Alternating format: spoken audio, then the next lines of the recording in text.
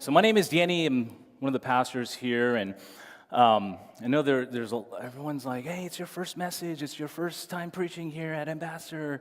Let me just level expectations. I got a C in expository preaching in Donald Sanukian's class in seminary, so I'm quite literally an average preacher. So just kind of letting that expectation there, but. Hey, so last summer, our family, we went on an Alaska cruise with Disney. There's a picture up here, and it's our family there. We were in Juneau. This was the day of our, Annie and I's 10th wedding anniversary, actually.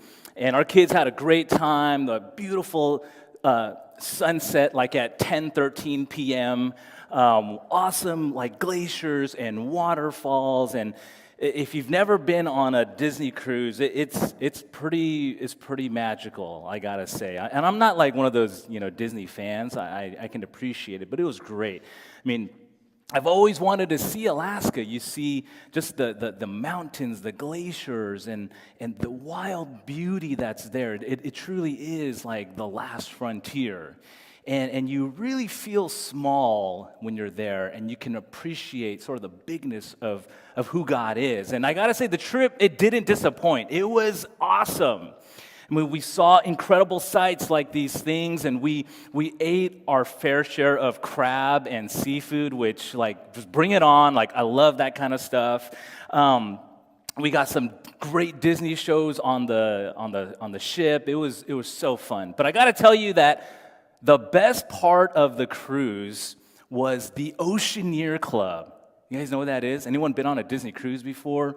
The Oceaneer Club, it's a kids club where parents get to drop off their kids, right? For hours.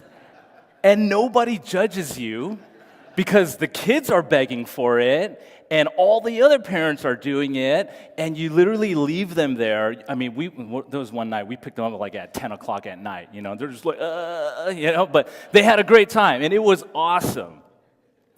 But here's the thing.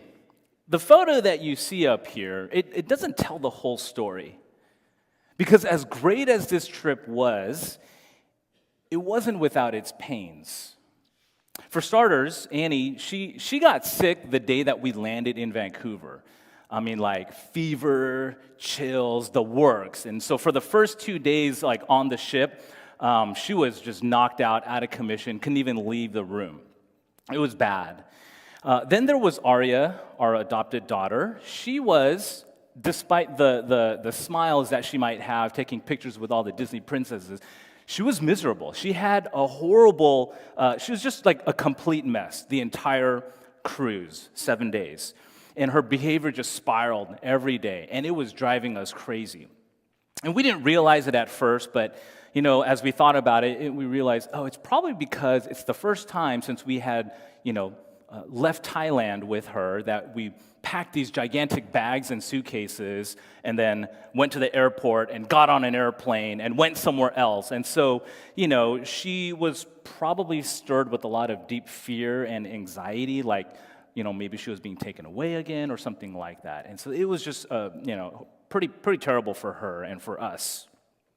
To top it all off, on the last day of the cruise, as we're sailing back to Vancouver, I got hit with acute streptococcal tonsillitis, okay?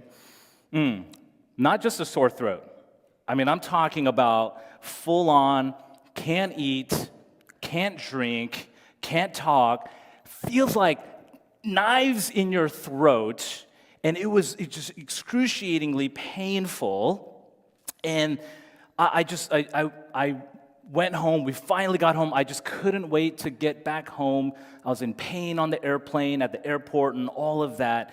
And I just remember like getting home and just wanting to sleep because that's the only thing that could take away the pain. And I lost a lot of weight. I could barely recognize myself after that trip. And man, in terms of physical suffering, that week, that experience, I would say ranks as number one in my life. That physical pain, that suffering, it was awful. Have you ever suffered like that before? Maybe for you, it was also an acute illness, something sudden, kind of like mine, that just, knocked you down and out for the count. Or maybe broken bones or some surgery that you had to have. Or for others, it could be just a chronic condition that, maybe doctors haven't been able to figure out and you just had to learn how to live with it. Or maybe your suffering hasn't been physical at all. Maybe for you, your suffering is more emotional. You've grieved the loss of someone that you love deeply. You've had to learn how to trust again after being betrayed. You've had to pick up the pieces of a relationship that ended badly. And for others of you in here, suffering right now might be more circumstantial. Maybe your finances are just stretched to the breaking point. Maybe work has just been unbearable lately. Or maybe you're lying awake at night worrying about the choices that your children are making or who they're going to become. So, come to think of it, for all of us, it's not a question of if we will suffer, but it's a matter of when we will suffer and how bad our suffering will be and how long that suffering will last. And here's the part that can really shake us to our core. Because sometimes it just doesn't make sense, especially in light of what we've been hearing and learning in our Romans 8 series over the past few weeks. As Paul writes in chapter 8, verse 1, there's no condemnation for those who are in Christ. If we've been set free from the law of sin and death, then the question that we ask is, why do we still suffer? Because if we're being honest, doesn't it sometimes feel like condemnation? Doesn't it just feel like God has it in for us? So how do we reconcile this fact? As Christians, how do we embrace the new life that Jesus offers us while still walking through pain in this world? And that's the question that Paul answers in our passage this morning. Let's go back to Romans chapter 8 and look at verse 18. And there, Paul begins this section by saying, I consider that our present sufferings are not worth comparing the glory that will be revealed in us. Let's just stop right there. The first thing that we need to acknowledge here at the beginning is just the reality of suffering. Paul does not hide the fact that suffering is a part of life. He doesn't just sweep it under the rug. He doesn't soften it, or he doesn't pretend that it's not really there. No, Paul, at the very beginning of this passage here, he brings it front and center. And this is the reality of suffering. Now, the believers in Rome, they knew suffering firsthand. In the years of early 40s and 80s AD, about the time when Paul was writing this letter, Christians in Rome, they faced an intense amount of persecution. They would be ostracized by society. They would be shunned. They would be publicly harassed for their faith. Many would be arrested for refusing to conform to the Roman religious customs and laws of that day. As a matter of fact, under the Emperor Claudius, the Jewish people there were expelled from Rome. They were kicked out of the country, ripped away from friends, from family, from communities, and forced to live somewhere else simply because they were Jewish. So these early Christians here in Rome, they didn't need anyone to define suffering for them. They were living it daily. But here's the thing, here's the word that Paul uses for suffering. The word that he uses, you'll see here on this slide, is that it's not limited to persecution for Christ. The word that he uses for suffering, it's a very broad term. And it's the kind of word that includes every kind of pain, every kind of illness, every kind of bereavement, financial hardship, or even death itself. In other words, suffering doesn't have to be this huge, life-changing thing. It could be a small thing. This past Friday, my 8-year-old, he went to the dentist because he had to get 3 fillings. And as he's sitting in that chair, he was screaming in pain. Now, if it were me, I might feel a little discomfort, and I might kind of make that kind of sound instead of like screaming at the top of my lungs, okay? But for him, it was insufferable. And that's the thing. It might not be a big deal for some, but for you, it could be a big deal. This is the reality of suffering. Suffering, it runs so deep in our world that even creation itself is caught up in it. It's bound in the same brokenness that began when Adam rebelled against God. Let's look at verse 19 and 20. It says, "For the creation waits in eager expectation for the children of God to be revealed. For the creation was subjected to frustration, not by its own choice, but by the will of the one who subjected it, in hope that the creation itself will be liberated from its bondage to decay and brought into the freedom and glory of the children of God." So Paul here, he's reaching all the way back to Genesis. Now, before Adam and Eve sinned, creation was just as it was meant to be. This is what the Bible means when God called it good. It was functioning the way that it was meant to. But with the fall came death, came decay, came frustration, not just for us, not just for humanity, but for the world that God made. Like, I'm almost positive that before the fall, there were no weeds in the garden. You know, like Saturday morning when you're out there, you're pulling weeds, like, ugh, the creation is groaning, okay? The ground was cursed, the harmony was broken. And ever since then, creation itself has been groaning for redemption. This is the reality that we all live in today. All throughout Scripture, the biblical authors make it very clear. Suffering is something we all contend with in this life. But if we're honest, it doesn't always feel like that. Sometimes it feels like everyone else's life is just fine except yours. When you come to church and everyone's smiling, greeting each other, shaking hands, and it just looks like everybody's got it all together on a Sunday morning. I remember going through a really extremely difficult emotional season in my life. And I'll be honest with you, I hated coming to church. I would sit in the pews, and we'd be singing these fast, upbeat songs, and everybody's happy, and that just didn't resonate with me. And I felt so alone. It seemed like I was the only one that was struggling. Or you scroll through social media, and you see people traveling. You see people going to eat this amazing food at this new restaurant or new place that just opened up. You see people posting their perfect family photos. And every now, I'm not a big social media guy, but every now and then I'll scroll and my algorithm will show these videos of these dads. They work hard. They can build things with their hands. Like they're master carpenters or something. They make a ton of money. They spend time with their kids and take care of them. And they somehow manage to stay fit, right? I mean, that's got to be AI generated, for sure. It doesn't exist. And I look at them like, what's wrong with me, right? Or you just ask people how they're doing. Say, hey, how's it going?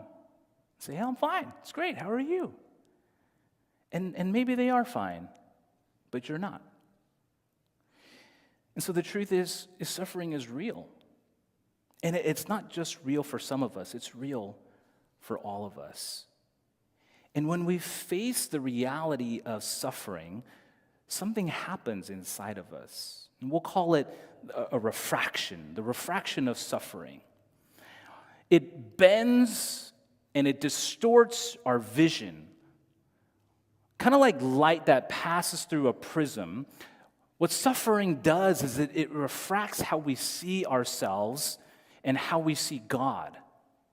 And it almost obscures our vision and our perspective. That's why we often describe seasons of suffering as a dark time, because in those moments, we can't see beyond the pain that we feel in the present. Look at verse 22. Paul says, "We know that the whole creation has been groaning as in the pains of childbirth right up to the present time. Not only so, but we ourselves who have the first fruits of the Spirit groan inwardly as we wait eagerly for our adoption to sonship, the redemption of our bodies." So last week in our message, we learned and we saw how Paul declared that we are heirs of God, that we are co-heirs with Christ. And here again, he speaks of our adoption to sonship. This is what theologians often call the already, not yet tension. Okay? It's a major component for understanding the Gospels. If you read through Matthew, Mark, Luke, and John, you have to understand the already, not yet tension. And this pervades Paul's theology as well. Already, but not yet. We have already been adopted to sonship. We've been adopted into God's family, but we have not yet fully realized all that means. And that's why we still experience pain and suffering today. So this became very real for our family during the adoption process with our daughter. Here's a photo that came early on. This was one of our progress reports. And this is our daughter, Aria. And you can see here in this photo, she's holding up a photo book that Annie and I had made for her because we had accepted the match that our agency gave to us. And we had signed all the papers saying, yes, we will accept this match and go through the process. And so emotionally and relationally, she was ours. She was our daughter. And so we sent her this photo book to show her family photos, to show her who we were, who her brother was, and the house that we lived in back then and now makes no sense to her, the bathroom, and all of these things, so that she could prepare mentally, like, this is now my new family. Now, she had already, at this point in time in this photo, she had been adopted by us, but not fully realized this truth. Because we were still living in America, she was still in Thailand living with her foster mom. Well, when we finally traveled to Thailand, she came to live with us after the third day. We're in a hotel, we're there for a month, and after the third day, all of a sudden, boom, she's like in our family. And just like that, we went from a family of 3 to a family of 4, but like our fourth was like a full-blown grown toddler. And she was living with us, she was part of our family, but it didn't really feel that way yet. It almost felt like she was kind of like a guest in our hotel room. She's eating meals with us, we're hanging out together, we're spending time getting to know each other. She was our daughter. Yet she hadn't fully realized that reality because we're still waiting for the Thai courts to finalize things before we could bring her home. Well, we landed in the U.S. after about 3 weeks, and she's in her new home. She has her room. She's got her new family, but still, it wasn't complete because now we had to wait for the U.S. courts to finalize everything. So it wasn't until last November, that we finally received the official court documents that made it legally finished. But even now, even though all the paperwork is signed and sealed, if you could ask her, if we brought her up here and you could ask her, and if she could fully express her deepest thoughts and emotions, which she can't yet because she's still learning the language and all of that, and she's 5. But if you asked her, she might still say that she hasn't fully realized what it means to be adopted into the Rowe family. And that's because for her, fear and anxiety, it still lingers because trauma still casts a shadow over her. And although adoption had already taken place, she's still growing and learning how to grow into the fullness of that truth. And this is what suffering does to us. It bends and it distorts our vision. It obscures our identity as God's children because pain is front and center. But the truth is that we are God's children. We have already been justified. We have been reconciled. We've been brought into the family of God. But one day, we will experience this truth in full when we receive our complete inheritance, when our bodies are redeemed, when we are ultimately glorified with Christ. But up until then, suffering can make it hard to see that truth.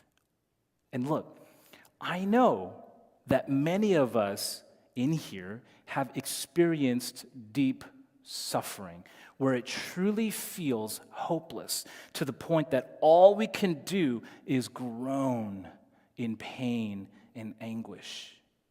We've been in that place where we say, as the psalmist says in Psalm 88, darkness is my closest friend. And we feel that way because pain refracts our perspective. It obscures our vision. But here's the good news. When suffering distorts our sight, what we need is not a new identity, it's just that we need a new perspective. And that perspective is recognizing that suffering isn't forever, that it's limited to our time here on earth, which means that eventually all suffering will be removed. Let's go back and look at a few verses here. In verse 18, Paul says, I consider that our present sufferings are not worth comparing with the glory that will be revealed in us. Verse 22, we know that the whole creation has been groaning as in the pains of childbirth right up to the present time. Now, my dear wife has told me to never, ever make the comparison to childbirth as if I had any idea what that feels like, okay? But let's hear Paul out, okay? It's the Apostle Paul through the Holy Spirit writing this. Paul, Spirit, God writing this, okay? And he uses this powerful metaphor, childbirth pain, that is very real for any of you who have given birth. Very real, very intense, but also points toward a joy that makes the pain worth it. I know some parents are thinking, is it worth it? Okay. This is probably why people have multiple children, right? They forget the pain that they endured because of the joy that children bring, I think. Right? It's far greater, okay? Now, I cannot relate to childbirth, but I think a lot of us here can relate to moments of temporary pain that leads to joy. Some of you might work out and you go to the gym. Getting to the gym is painful. Being at the gym can be painful, but afterwards, you feel joy, sort of, because you feel stronger, hopefully, and healthier, and you feel like you accomplished something afterward. Temporary pain that leads to joy. When I worked at Biola, I walked with students through some very painful seasons in their collegiate journeys. Right? We can all remember our college years, hard classes, friendship struggles, personal battles, all these things that weigh us down. Or maybe some of you went to grad school afterwards, and in the midst of your program, and you're a full-blown adult. You're a grown-up with grown-up responsibilities, and you're writing papers and reading books, and you're thinking, why am I doing this to myself? This is insufferable. I remember going back for my second master's degree when Aiden, my son, was barely a year old. I remember just being so exhausted. I literally, on multiple occasions, fell asleep while writing papers. This is miserable. But you go through that experience, but then, commencement comes. And when commencement comes and you look at the students walk across that stage, what do you see? Do you see the groans of college, grad school, all the problems? No, you don't see any of that, even though that was probably 2 to 4 years of their life. When they walk across that stage to get their diploma, what do you see? You see nothing but smiles as they receive their diploma. Nothing but smiles. Here's the problem. We usually think about suffering only in terms of this life. And that makes sense. But, I don't know, we might have this timeline up here. There's a timeline that I just kind of, a graphic here that I made. And this kind of represents our lifetime. So that white strip across, that's our life, okay? We have birth, we have death. And in the midst of our life, we have these moments of suffering that's kind of indicated by that blue strip right there. And so at first, you might go through suffering early on. Okay, we might call that middle school. Okay, puberty, very awkward, very awful for those of us that went through it.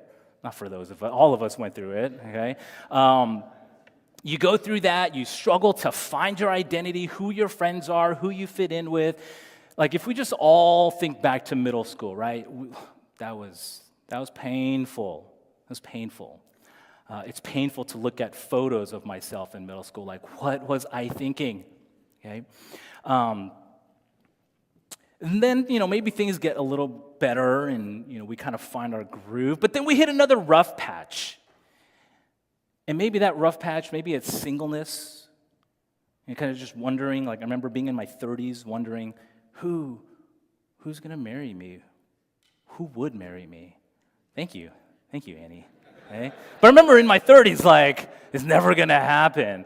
And that was a very real struggle. You struggle maybe just your career. What am I doing with my life? Am I happy in this career? You're struggling through trying to find meaningful friendships. And you're trying to figure out, your identity, just who you really are. And then things settle down and you hit your groove.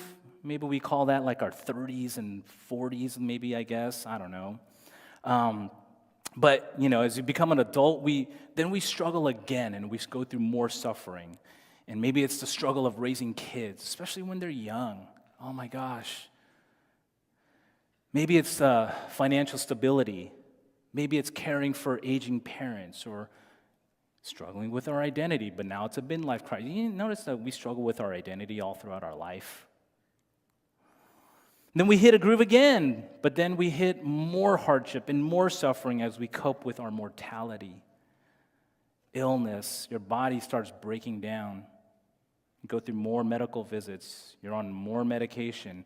All of a sudden, your pill box is getting really full. And then we wonder about the time lost and the time left. And these are things that pervade our minds. And so when we look at our life from this perspective, it seems like the majority of our life is just filled with suffering. That it's just hard all the time. Because honestly, it is. It's filled with so much in such a short amount of time. But in reality, if we were to zoom out and see this timeline from a different perspective, we would see that that is just a really teeny, tiny portion of our lifetime in relation to eternity with the Lord. And by the way, that goes forever. It doesn't just stop there. But when we're in the moment in our life, it seems like all we do is suffer. But if we just zoom out our perspective, we see that's just a little bit of time compared to eternity. From a Christian perspective, suffering is but a momentary thing that eventuates in eternal joy. It is something that we will receive when Jesus ultimately returns to rescue our bodies from sin and death. Paul says it this way in verse 23. Not only so, but we ourselves who have the first fruits of the Spirit groan inwardly as we wait eagerly for our adoption to sonship, the redemption of our bodies. For in this hope we were saved. But hope that is seen is no hope at all. Who hopes for what they already have? But if we hope for what we do not yet have, we wait for it patiently. So Paul reminds us here that suffering is temporary, that glory is eternal, and that glory already exists in heaven. It's prepared for us. It's guaranteed for us. That's that word, first fruits of the Spirit. It's guaranteed to us. But right now, we can't see it. We can't hear it. We can't touch it. So Paul says we hope and we wait. But it's not a passive waiting that Paul's talking about. It's not the kind of waiting that we do at the DMV. Numbers, it's not even going in order. You have no clue when it's your turn, right? It's not that kind of waiting. It's not the kind of waiting at the doctor's office when you're in the lobby. No. The word that Paul uses for wait, it's this picture of leaning forward with hope. It's this idea of straining for what's to come.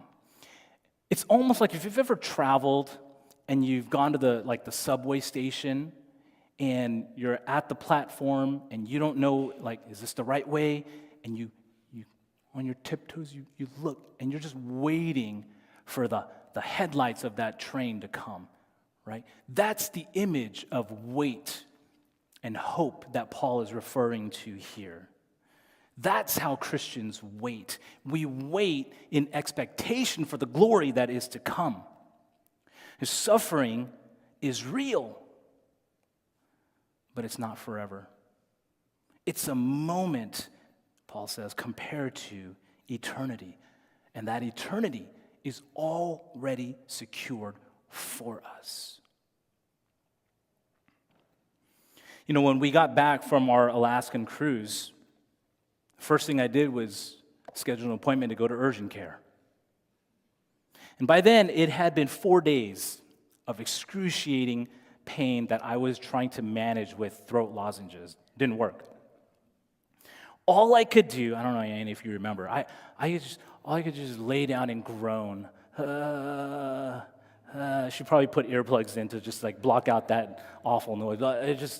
I'm just groaning because that's all I could do, and wonder how much longer will this pain last. So I get to the urgent care. The doctor diagnosed me and says, "Here's what you need. You need antibiotics." And he offered me 2 options. He said, "I can give you an injection of antibiotics, and you will get immediate relief, like right now.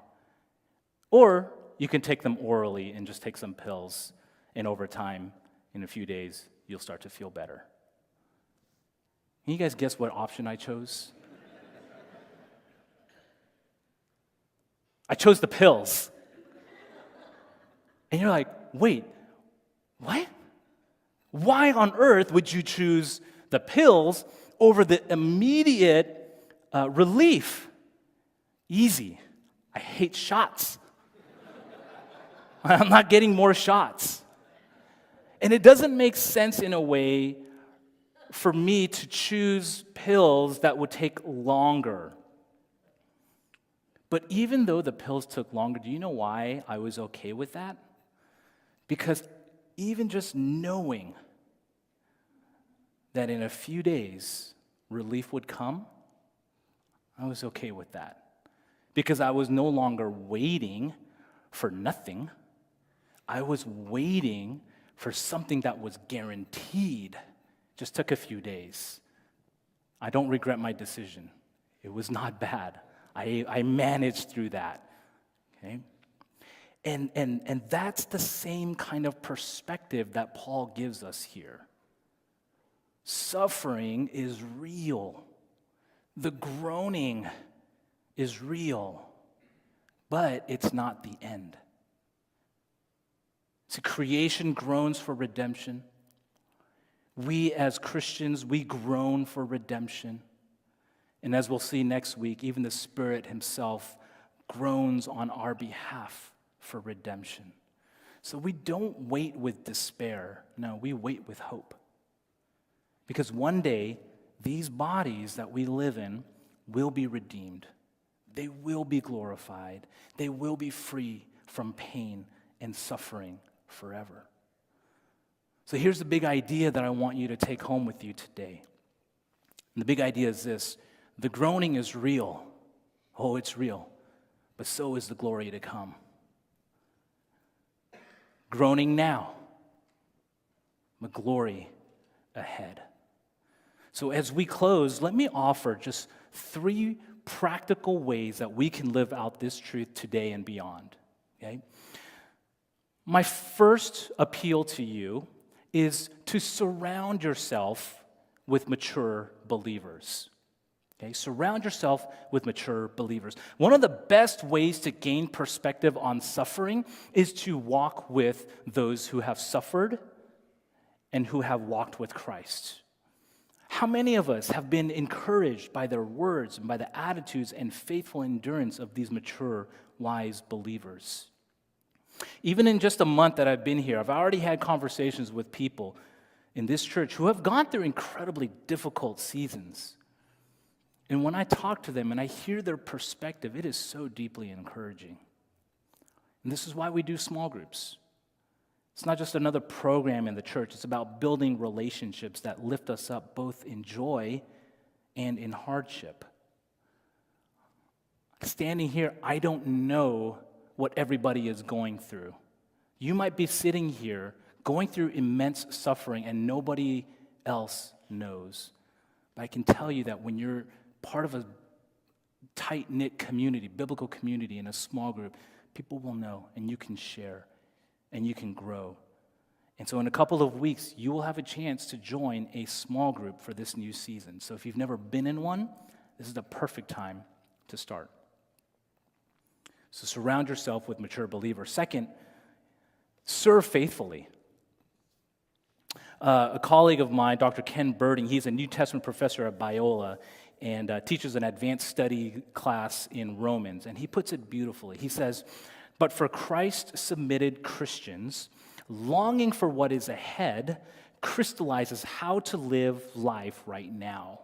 We know that Jesus could return at any moment. We know that life in relation to eternity is short, even if we die before his return. We know that Jesus is preparing a place for us. Therefore, we live in expectation and watchfulness and readiness. We seek to serve faithfully so that Jesus will find us doing what he has called us to do on the day he returns." I love that image that he paints because it reminds me of like when I was a kid. And if my mom came home and found me watching TV or playing video games, it wasn't going to be a good day. So the second I heard that garage door squeak, right, I'd scramble to start cleaning up something, finish up my work, sit at the table, and all of that kind of stuff, right? Now, unlike my dear mother, God cannot be fooled by appearances, okay? But the point is this: we don't know when Jesus will return. Ain't gonna be no squeaky garage, right? It's gonna come like a thief in the night. So we live ready. We serve faithfully, even in times of suffering, so that when he comes, he finds us doing what he's called us to do. Now, that doesn't mean there aren't seasons where suffering forces us to slow down. Okay, there are. So if you're in that season right now, it's okay. It's okay to pause and focus on your life. You don't need to do anything, please. But as we walk with mature believers who encourage us, we can find ways to serve, even in small, quiet acts of faithfulness. So in a few more weeks, we're going to have a ministry fair, and you can sign up to serve, even if it's an hour a week on a Sunday. That's okay. Can you just imagine what our church would look like if we all lived this way? Surrounding each other with wise Christians, serving faithfully in all seasons. I mean, just think about the encouragement and hope that would just ripple out from those groups out into our church community, even through the suffering. Think about the curiosity that people will have as they witness a church community that knows how to walk with pain in this world, and then we can say and point them to Jesus as the way forward. So surround yourself with mature believers, serve faithfully, and lastly, surrender your life to Jesus. So if you're here today and you don't consider yourself a Christian, the hope that we're talking about can be yours. It is available. You can do that if you surrender your life to Jesus today. And maybe you're walking through suffering. And so the invitation is this: Jesus took upon himself the penalty of all of our sin and all of our brokenness. And when we put our trust in him, we receive not only the forgiveness, but also the promise of future glory, the kind of glory that will wipe away every tear and every pain and every hardship. So if you want to make that decision today, or if you want to talk about that, I'd invite you to come at the end of service and talk to myself, Pastor Ethan. We have elders here and others who would love to talk to you about that. Because the truth that we've seen is this: the groaning is real, but so is the glory to come. I want to close our time with a prayer. And you know, when we suffer, sometimes it's hard to put words together and string them together into something coherent. So I'm going to read to you a prayer from a book that I have in my office that I keep. It's called The Valley of Vision, and it's a collection of Puritan prayers. And it's something that I often go to when I don't have the words to articulate. And these are beautifully written prayers. It's a little lengthy, but I invite you to just bow your heads and close with me, and I'm going to read to you this prayer from the Puritans.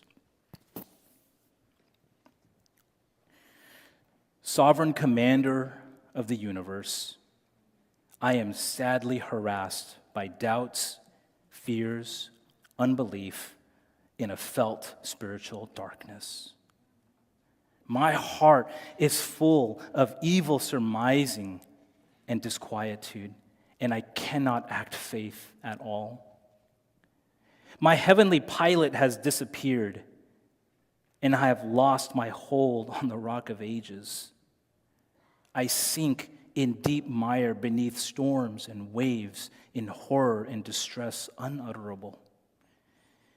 Help me, O Lord, to throw myself absolutely and wholly on thee, for better, for worse, without comfort, and all but hopeless. Give me peace of soul, confidence, enlargement of mind, morning joy that comes after night heaviness. Water my soul richly with divine blessings. Grant that I may welcome thy humbling in private, so that I might enjoy thee in public. Give me a mountaintop as high as the valley is low. Thy grace can melt the worst sinner, and I am as vile as he. Yet thou hast made me a monument of mercy, a trophy of redeeming power. In my distress, let me not forget this, all-wise God. Thy never-failing providence orders every event sweetens every fear, reveals evil's presence lurking in seeming good, brings real good out of seeming evil, makes unsatisfactory what I set my heart upon, to show me what a short-sighted creature I am, and to teach me to live by faith upon thy blessed self. Out of my sorrow and night, give me the name Naphtali, satisfied with favor. Help me to love thee as thy child, and to walk worthy of my heavenly pedigree.